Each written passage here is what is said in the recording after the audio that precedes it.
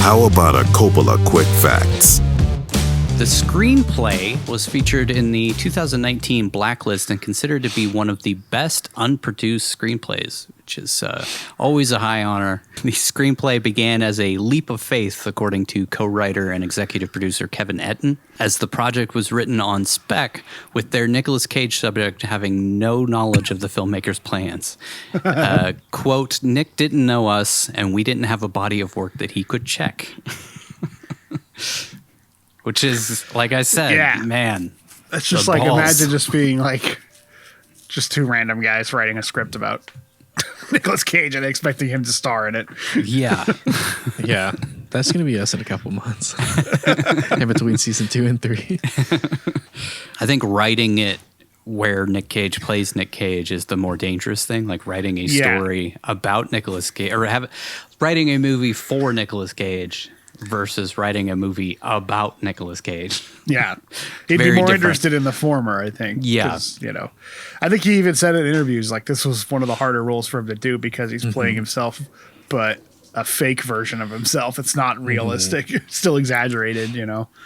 Yeah. He definitely, could see that. If that was too much to be like, no, this is just nothing like me. I don't want to do this. Like, I'm not going to portray myself as this. Yeah. He said this was the hardest role he's ever had to do, which is crazy when you think about the roles that he's had. But I can see that, you know, he's like walking a tightrope of like being Nick Cage, but not being the Nick Cage that actually exists, but the Nick Cage that people think exists from pop culture and references to him and all that kind of stuff.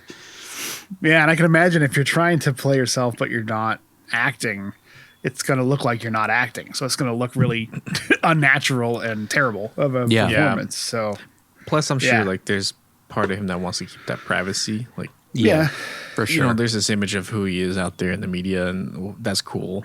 But to really be yourself is more vulnerable than portraying a character on screen. Yeah. So I'm sure there's part of that too, which I don't know that we ever really got real, true Nicolas Cage in this movie. Yeah, I think there were parts. I feel like Nick Cage is a very like quiet, reserved person in real life, and not at all this over the top, insane person that people think he is. Though he does dress like a cartoon character a lot when he goes out and about. What are you talking about? I guess that's just his. That could just be a distraction. Yeah, like a distraction, so that you focus on that shit and. You know, he doesn't. It's not like Johnny Depp, where he's just like, he's very. I don't know. Curated his look of like, how many handkerchiefs should I wear today? How many different belts should I have on? How many rings? I have rings? to say, like, leopard print leather jacket is a little excessive, Nick. It is. Tone it down. Yeah, tone it down. But you know, I'm sure there's a story behind every piece of clothing that he wears. But you know, I saw this in the store and I just had to have it. I was like, that looks like me. Looks like something. This reminds me of something the Ghost Rider would wear. And I am the Ghost Rider, so. It's just a very eccentric person, I think, and with tons of money and an excuse to dress up when you're in public because people are watching your every move. Yeah. That's probably where that comes from. Yeah. Nicolas Cage was against the idea of playing himself, turning down several offers, but changed his mind after reading a letter that Tom Gormican wrote him. Nicolas Cage said, quote, I had no interest in playing myself in a movie, but then I received a very nice letter from Tom Gormican and I read his script. The first act really terrified me, and by the time I got to acts 2 and 3, I thought, Tom is taking us on an adventure that is really quite exciting. Kevin Etten said the letter outlined in a thoughtful way why we wanted to do the project, which would be a true labor of love for us because we loved Nick Cage and wanted to celebrate him and to work with him. Gormican added, we wanted to make clear that we were in no way making fun of Nicolas Cage. The film would be an homage to his body of work and that just as his work spans so many genres, so would our film. It was Gormican and Etten's passion for Cage's work shared by millions around the globe that inspired them to develop the idea in the first place. And Tom Gormican said, there's so much goodwill out there for Nick and people just want him to succeed.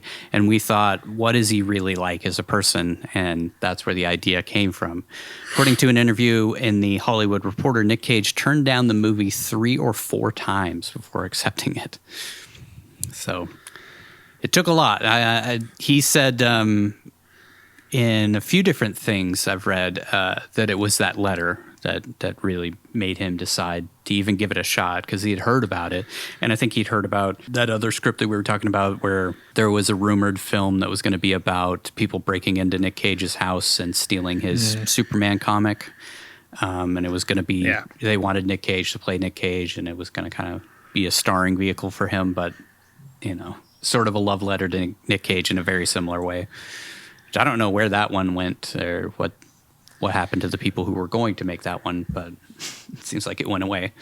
Now you can never make this film again. This is the first time since Fast Times at Ridgemont High that Nicolas Cage is credited with his real name of Nicolas Kim Coppola in the credits. I didn't even notice that. Nicky is credited as Nicolas Kim Coppola. And Nick, N-I-C-K, Cage is credited as Nicolas Cage. That's funny. I've been seeing a lot of people are now spelling his name N-I-C-K, but it's actually N-I-C. Yeah, and the subtitles did it too. Yeah. Well, I mean, in the subtitles, they're referencing the character. When I was writing the breakdown, it was a delicate balance of like talking about Nick and talking about Nick, you know? Yeah, you actually called that at one point. Yeah. In real life, when Nicolas Cage is referred to by his nickname, it's spelled N-I-C. This film makes it clear that the lead character's name is spelled N-I-C-K, to make it clear that while the character is based on the actor, it is still a fictional character. So that's their way of getting around. The people still call him Nicholas. In a few different scenes. So I think Olivia calls him that. Yeah, and I think Maria calls him Nicholas a few times. But she's mostly like referring to like when he's in the Con Air scene at the very beginning. She's Nicolas Cage is Nicolas Cage. He's incredible or whatever. It's fucking amazing hearing. Yeah. Nicolas Cage Javi. Well, Nicolas Cage Javi. Nicolas Cage Javi. He legally changed his name after this whole thing to Nicolas Cage Javi. Nicolas Cage thought Javi was actually the best written character in the movie. So much so, he even asked to trade parts. That would have been so really funny. Really want to see that movie. Oh, yeah. Pedro just being Nicolas Cage. He thought playing his own biggest fan was more meta than playing himself. It wasn't until Pedro Pascal was cast that eventually Cage relented and decided to play himself. Yeah. That would have been hilarious. Yeah, it would be Awesome. have Because John then he could really go Travolta over the play. top and like, like him going over the top doing a Nicolas Cage impression because he's such a big fan of Nicolas Cage, but it's him doing it. Would have been pretty funny. Yeah. It would have been funny to just see like a John Malkovich style movie where Nick Cage just plays every character. According to Tiffany Haddish, she told Nicolas Cage a story about having sex while watching Face Off as her first time in a movie theater. Yeah, that was awkward. I actually listened to that interview. So her first time in a movie theater, she had sex and it was during Face Off? Yeah. I guess so. How old was she? Didn't do the math, but 1997. So, anyways, Cage laughed about it, saying it was a symbol of their impending marriage. So I think she got married to the guy who she had sex with in the movie theater. All right, she's 42, so she was. So take away 25, 17. All right, yeah. Okay. All right, I'm thinking teenage. Not as bad as I was thinking. Oh my God. That's just like, she's 9 years old. Well, I was like, I don't know how old Tiffany Haddish is. She could be like in her mid-30s or 17 years old to get into an R-rated movie. So yeah, that's true. Yeah. Or you go in with an adult, and then that just makes it an even darker story. Nicolas Cage actually handpicked Tiffany Haddish based on a recommendation by his friend, writer and director Paul Schrader. Okay. That's really random. Yeah. I don't even remember. I'm a big fan of Tiffany Haddish. I just wonder, like, when did Paul Schrader and Tiffany Haddish work together? Maybe he just likes her. I just liked her on the SNLs. Yeah.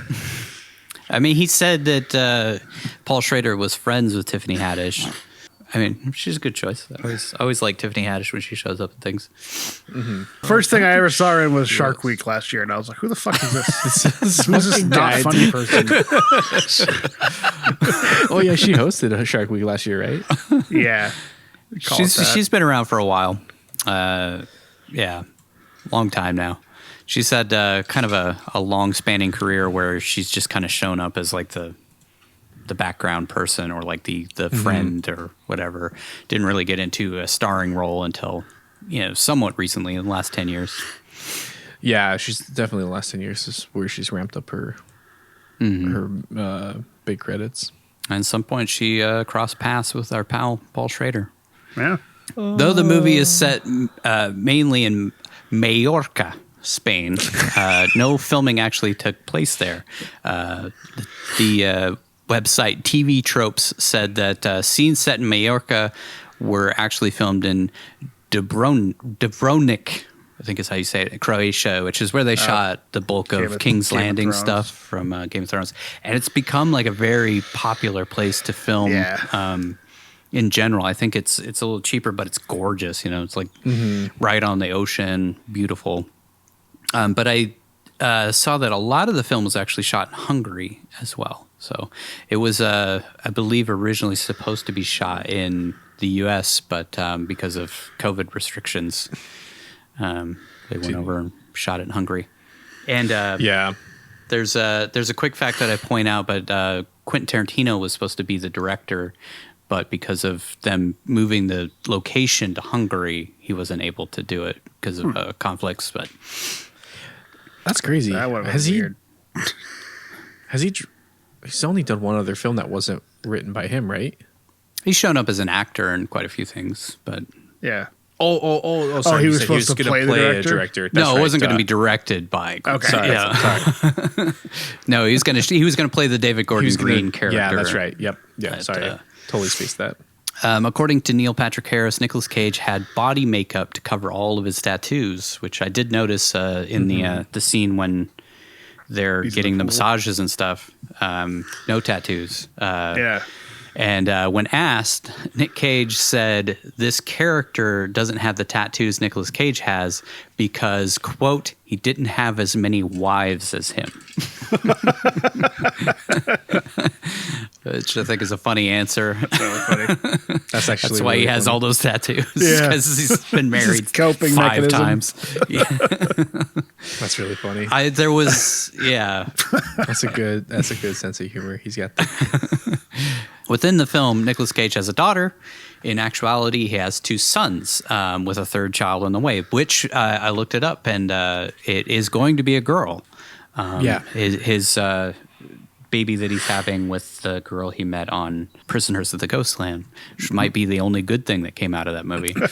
And her name is going to be Lennon Augie Cage in honor of John Lennon and his dad, Augustus Coppola, which... Okay. Ooh, why did you give one of the boys? Because he's got Weston and Kal-El as his sons.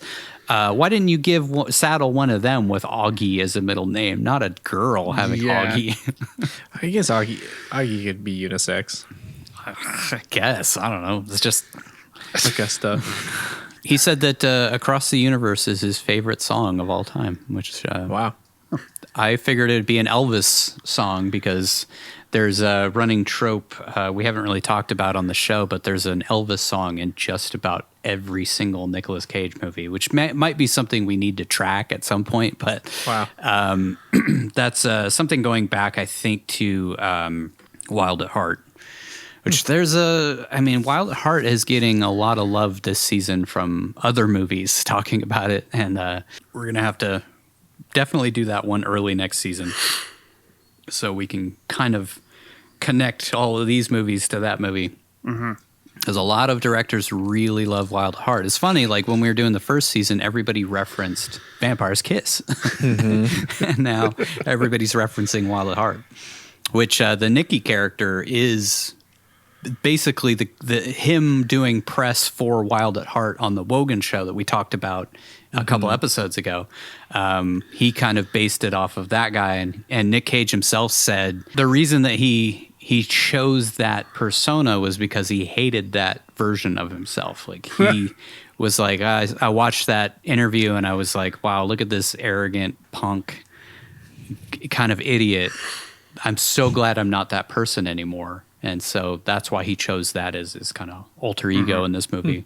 It's kind of the look he wanted to go for. So he's actually wearing the Wild Heart logo on his shirt. And he's wearing the leather jacket that he wore on the Wogan show, and his hair was exactly the same as it was on the Wogan show. There's a sequence that was completely cut from this movie, which we will talk about when we get to it in the movie. I pointed out in a quick fact. I just wrote quick fact in there, so Nigel, you'll have to throw to me on that because I watched it on the Blu-ray.